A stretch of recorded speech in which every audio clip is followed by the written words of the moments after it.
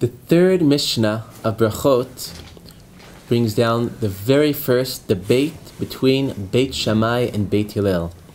And they debate how to say Kriyat Shema.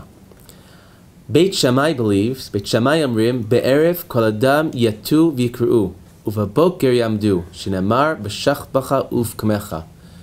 Beit Shammai demands that you read a special body position when saying Kriyat Shema. During the night, you have to be lying down, whereas during the day, you have to be standing up. Beit Hillel Amrim, Kol Adam Koreh Kedarko. Everybody reads their own way. Shneimar B'lechtecha v'derech. Now, this would seem to be a case, a classical case, Beit Shammai being more stringent, demanding a special way of doing things, and Beit Hillel being more lenient and allowing people to say Shema in any way they choose. However, this simplistic way of looking at the machlokes raises a number of questions. The Mishnah ends with a story. Amar Rabbi Tarfin, Ani ayiti ba b'derech v'iteiti lakrot k'divrei Beit Shammai. Rabbi Tarfin says that once upon a time he was on the road and it came the time of Kriyat Shema, but in order to read Shema the way that Beit Shammai requires, he stopped and lay down to read Shema, and he adds, V'sikanti batzmi mipnei listim. And by being machmer like Beit Shammai, he put himself in danger because of the bandits, instead of by stopping in presumably a dangerous place instead of just going on. Amrulo, kadai telachu batzmacha. You deserve to be in such get into that trouble. Shavart al divrei Beit Hillel, because you violated Shitat Beit Hillel. But it's not clear why did he violate Beit Hillel? Beit Hillel says you could do it seemingly Beit Hillel says, Kol Adam Koreh Kedarko, you could do it any way you want. So why was he violating Beit Hillel? And the Gemara even says in this context that somebody who paskins like Beit Shammai and not Beit Hillel is not Yotzei. And how could it be they're not Yotzei? Because Beit Hillel is being the lenient approach. It's saying, read it your way. And so if he wants to read like Beit Shammai, why should he not be Yotzei according to Beit Hillel? Therefore, I think what's happening in the Mishnah is not a simple question about being machmir or being maker. Rather, we have here a fundamental debate about the very nature of mitzvat Kriyat Shema. Beit Shammai is saying, have a formal position for night and day, because Shema, we're saying twice, in order to represent their two modes of life, your day life and your night life. So to best represent the two modes of life, symbolically do during the day, do that which represents our day life of standing up, and at night, do that which represents our night life by lying down. But when Beit Hillel disagrees and says, Kol Adam Koreh Kedarko, Shenamar B'lechtecha v'derech, they're presenting a different value. They're saying that read it Kedarko, according to your natural way. Beit Hillel is saying is that the essence of Kriyat Shema is Kabbalat Ol Malchut Shemayim, taking God and putting Him into your life. Beit Hillel says, don't do something artificial when you say Shema, because we want Kabbalat Ol Malchut Shemayim to enter the very fabric of your life. The whole point of Kriyat Shema is saying, say it as part of the natural flow of your life, and not something which is disjoint from your life. And so therefore, to go with the flow of your life, and part of that, to be Makabal Ol Malchut Shemayim, that's the essence of Kriyat Shema. But rather, to go and stop artificially and lie down when it's so unnatural, that undercuts what Kriyat Shema is really all about. Now,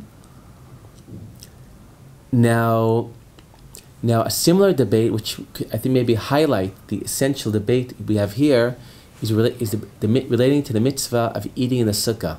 There's an opinion of Rabbi Eliezer, who's known to be a follower of Beit Shammai, that says that on sukkahs you have to eat 14 meals in a sukkah, 2 every day, because a sukkah has to represent the house. But the Chachamim disagree and says, no, a sukkah doesn't represent the house. It should be your house. And just like in your house, you eat when you want to eat, so too in the sukkah, you should eat when you want to eat, and we do not artificially obligate you to eat 2 meals a day in the sukkah, because that would make the sukkah into an artificial ritual building, and we want the sukkah to really be your home for that time being. And maybe in this context, I should mention what I've heard people pointed out, that often in shuls we see the pasuk Shaviti Hashem lenegdi tamid, that God should always be in front of you. But I've heard people point out that pasuk should be everywhere but the shul. When you come into a Beit Knesset, it's quite obvious that you're coming in front of God. But that pasuk, that reminder, Shaviti Hashem lenegdi tamid, that we should constantly be conscious of the presence of God, we should put that on bus stops, places of work, stores. That's where we really should link up to Shaviti Hashem lenegdi tamid. That's where we should link up to the idea of Shema as Kabbalat Ol Malchut Shamayim. In fact, this debate between Beit Shammai and Beit Hillel is characteristic of many of their debates throughout Shas.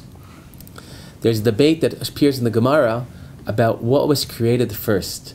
Beit Shammai says, first the heavens were created, then afterwards the eretz. Whereas Beit Hillel says, first the eretz was created, the land, the world was created, afterwards the heavens. And I believe that this is a debate about what is really the essence, because Beit Shammai says that the heavens is like the shiur, and the earth is merely like a footstool. Whereas Beit Hillel says the world is like the house, and the heavens is like the attic. They're arguing what's essential. Is the world essential or the heavens? I believe that Beit Shammai sees that God is up there, something, and we try in Avodah Hashem to go transcend life, to get something beyond the reality we live in. Whereas Beit Hillel feels that God is present within life itself, and that's what we try to touch upon in our Avodat Hashem. And there's a famous machloket between Beit Shammai and Beit Hillel, which the Gemara in Beitza tells us started off as a machlokes between Shammai and Hillel themselves. It says that Shammai on Sunday would find something really good to eat, and he'd say, "This is lachavet Shabbos. This I'm saving up for Shabbos." And Monday he'd find something even better, so he'd eat what he found on Sunday, and on Monday he'd say, "This is lachavet Shabbos." But it says that Hillel had a different midah. Hillel would see something good to eat on Sunday, and what would he do? He'd go eat it. Because he says, Baruch Hashem Yom Yom, bless God every day. And in Avot Rabbi Natan, it tells us also the story that when Hillel would go to wash himself, or even go to the bathroom, he'd say, I'm going to do a mitzvah. What mitzvah? He says, I am created b'tselem Elokim. I'm created in God's image. Taking care of my body is a way of serving God. Now, I think we know that Sefer Yetzirah says that there are 3 modes of existence. There's time, there's space, and there's soul. And I think in each of these aspects we see this debate between Shammai and Hillel about where is God. In the context of time, Shammai is saying, you want to find God in time? Wait for Shabbos, a special time.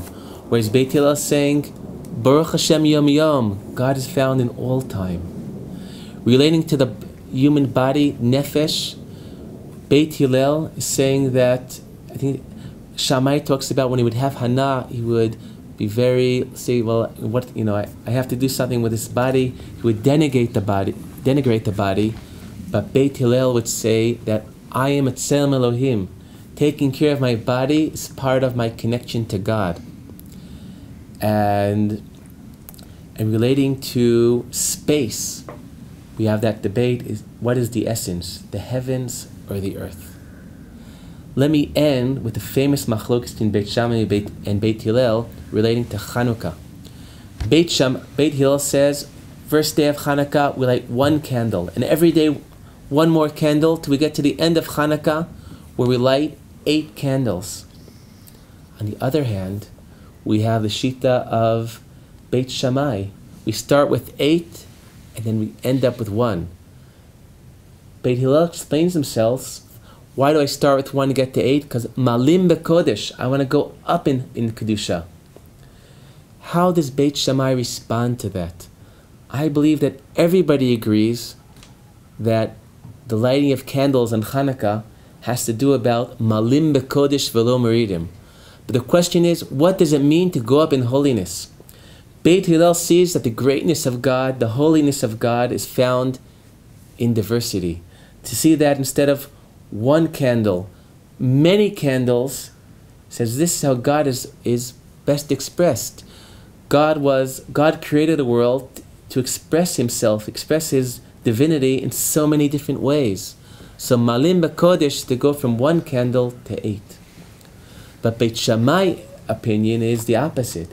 They're saying that the world is filled with a multiplicity. But our challenge relating to the world and life is to go beyond the multiplicity of the world and ultimately get back to that source of it all, to get back to the one.